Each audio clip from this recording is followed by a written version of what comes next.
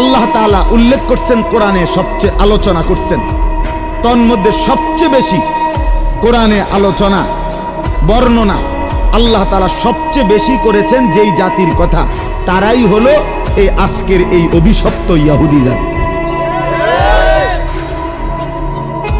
এই মালউন, এই ঘৃণিত, এই অভিশপ্ত ইহুদি জাতির কথা কোরআনে সবচেয়ে বেশি আলোচনা। কোরআনে সবচেয়ে বেশি আলোচনা, কত ভাবে কত আন্দাজে আল্লাহ তাআলা এদের কথা উল্লেখ করছে, অনেক বেশি অনেক বেশি, বারবার বারবার বারবার বারবার।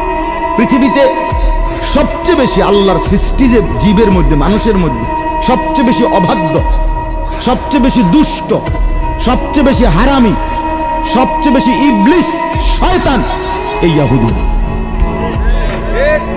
ইহুদি এরা যখন, এদের ইতিহাস আশ্চর্য, মানে এরা মানুষ এত শয়তানি কেমনে করে।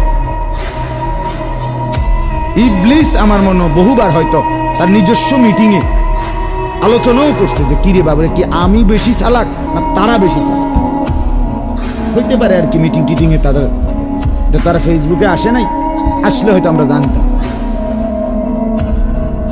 এত হারাম শয়তান, তাগতে বুদ্ধি না। হ্যাঁ হ্যাঁ, শয়তান তাদের থেকে বুদ্ধি নেয়। এত ভয়ঙ্কর, দুর্ধর্ষ, এতটা শত্রুতা ভাবাপন্ন, হিংসুক, বিদ্বেষী, আক্রমণাত্মক জাতি এরা। হযরত ইয়াকুব